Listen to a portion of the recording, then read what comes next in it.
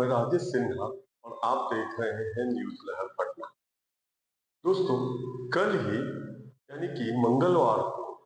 बिहार के नए गठित सरकार के पहले कैबिनेट बैठक का आयोजन किया गया था और इसमें प्रमुख रूप से बिहार भर में उद्योगों का जाल बिछाने के लिए और बिहार में नए रोजगारों के अवसर पैदा करने महत्वपूर्ण निर्णय लिए गए। इस बारे में बिहार सरकार के मुख्य सचिव प्रत्यय अमृत ने मीडिया को विस्तार से जानकारी दी। तो आइए सबसे पहले हम सुनते हैं प्रत्यय अमृत को। सरकार का जो पहला कैबिनेट हुआ है उसमें जो कुछ निर्णय महत्वपूर्ण लिए गए हैं, मैं उसके बारे में संक्षेप में आप सभी को अवगत कराना चाहता हूं। जो आज कुछ निर्णय हुए हैं वो उद्योग के जाल को बिछाने का है और बड़े पैमाने पर रोजगार सृजन का है। जो पहला निर्णय है वो पूरे पूर्वी भारत का इस राज्य को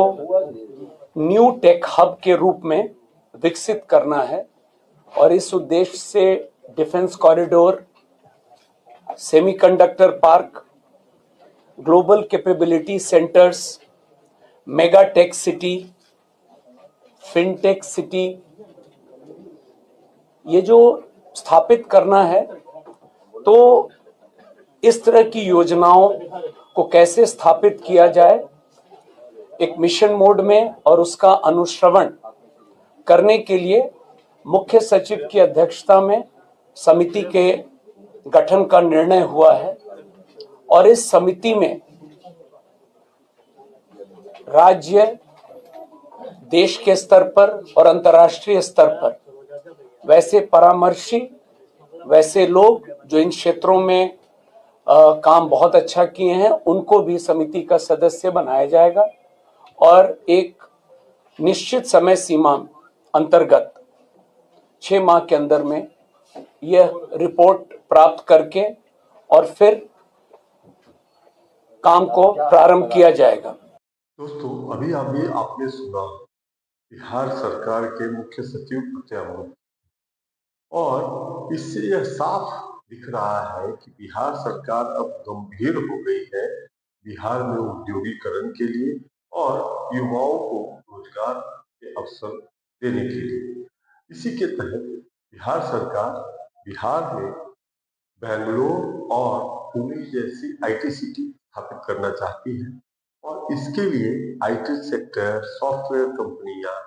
बीपीओ, डाटा सेंटर या फिर एआई पर काम करने वाली बड़ी बड़ी कंपनियों को यहाँ आमंत्रित करने के लिए सोच रही है। उन्हें बसाया जाएगा और इससे बिहार के युवाओं को रोजगार मिलेगा। इसी तरह अब प्रत्यय अमृत आगे क्या कह रहे हैं भी ध्यान दीजिए कि यहाँ बिहार सरकार द्वारा ग्लोबल वर्क प्लेस मतलब दुनिया भर की बड़ी बड़ी कंपनियों को यहाँ आमंत्रित किया जाएगा, उनसे निवेश के लिए कहा जाएगा और इसके लिए भी बिहार सरकार हर तरह की सुविधाएं देने की तैयारी में है। प्रत्यय अमृत जी कह रहे हैं कि बिहार सरकार का तीसरा एजेंडा जो है कि इस क्षेत्र के बिहार के ही लोग जो बिहार में या फिर देश भर में या फिर अंतर्राष्ट्रीय स्तर सफल उद्योजक हैं, ऐसे लोगों को फिर इस क्षेत्र में काम करने वाले विभिन्न विशेषज्ञों को एकत्रित कर उन्हें निमंत्रित कर एक कमेटी बनाई जाएगी और फिर बिहार में उद्योगों का विकास कैसे हो, यहाँ के बेरोजगारों को रोजगार कैसे मिले, इस पे काम होगा और यह निर्णय 6 महीने के अंदर ही लिया जाएगा और फिर 6 महीने के बाद इस पर काम भी शुरू हो जाएगा। जो दूसरा एजेंडा है वो बिहार को एक न्यू एज इकोनॉमी के अंतर्गत वैश्विक बैक एंड हब और ग्लोबल वर्क प्लेस को अगले 5 साल में करने के लिए, जैसा मैंने शुरू में कहा, पूरे स्टेट में, हर जिले में इस काम को कैसे अचीव किया जाए, इसके लिए भी पुनः एक समिति का गठन की स्वीकृति दी गई है। और इसमें भी पुनः वैसे लोग विशेष रूप से जो इस क्षेत्र में राष्ट्रीय स्तर पर, अंतर्राष्ट्रीय स्तर पर काम किए हैं, उनको समिति का सदस्य बनाया जाएगा। और यह प्रतिवेदन भी हम लोग कोशिश करेंगे कि कम से कम समय में प्राप्त करके उसके आलोक में अगले 5 साल में इन क्षेत्रों में काम कैसे होगा। बिहार के अगला एजेंडा है, बिहार के ऐसे कई प्रतिभाशाली युवा हैं, आप लोग भी बहुत नाम जानते हैं, और इनके द्वारा जो स्टार्टअप्स के काम किए गए हैं वो सिर्फ राज्य के अंदर नहीं है, देश और अंतर्राष्ट्रीय स्तर पर भी हमारे बिहार के लोगों ने बहुत बढ़िया काम किया है। तो अगला एजेंडा है, इन लोगों की मदद हम लोग लेंगे, और जो समिति का गठन किया जा रहा है उसमें ये लोग भी रहेंगे, और इन लोगों से अनुरोध किया जाएगा कि इनके जो एक्सपीरियंस है उसका लाभ हम लोग भी लें। और यह लक्ष्य है कि बिहार के बाहर जो लोग इन क्षेत्रों में काम कर रहे हैं उनको बिहार के अंदर में लाया जाए ताकि रोजगार के अवसर और बढ़ें। तो आप लगातार देख रहे होंगे आज जो महत्वपूर्ण निर्णय उद्योग के प्रक्षेत्र में लिए गए हैं, मकसद स्पष्ट है कि उद्योग के क्षेत्र में तेजी से काम होगा ताकि रोजगार के अवसर लोगों को मिलेंगे। और अगला निर्णय है आर्टिफिशियल इंटेलिजेंस को मिशन मोड में काम करने के लिए। ये भी एक निर्णय हुआ है, समिति का गठन किया गया है, और एआई के क्षेत्र में इसका लाभ विभिन्न विभागों में कैसे लिया जाए, चाहे वो हमारे सरकारी कर्मचारी हों, पदाधिकारी हों या बिहार के लोग हों, सबके लिए इसको कैसे फैसिलिटेट किया जाए। तो इस समिति की भी स्थापना आज कैबिनेट ने स्वीकृति दी है, और इसमें भी जो बेस्ट ब्रेन्स हैं, जो कंपनीज हैं, प्राइवेट प्लेयर्स हैं, उनको भी कोऑप्ट किया जाएगा ताकि बिहार आर्टिफिशियल इंटेलिजेंस मिशन की स्थापना हम लोग कर सकें। एक अन्य महत्वपूर्ण एजेंडा जो आज पारित किया गया है कैबिनेट के द्वारा, वो नगर विकास से संबंधित है। और पटना समेत जो हमारे कुल 9 प्रमंडलीय मुख्यालय शहर हैं प्रथम चरण में, इनके अलावा सोनपुर और सीतामढ़ी में, जहां पर माता सीता की मंदिर का निर्माण का काम चल रहा है, वहां पर भी हम लोग सीतापुरम शहर को बसाने के लिए, और 9 प्रमंडलीय मुख्यालय और सोनपुर, कुल 11 शहरों में प्रथम चरण में हम लोग इसको कैसे करेंगे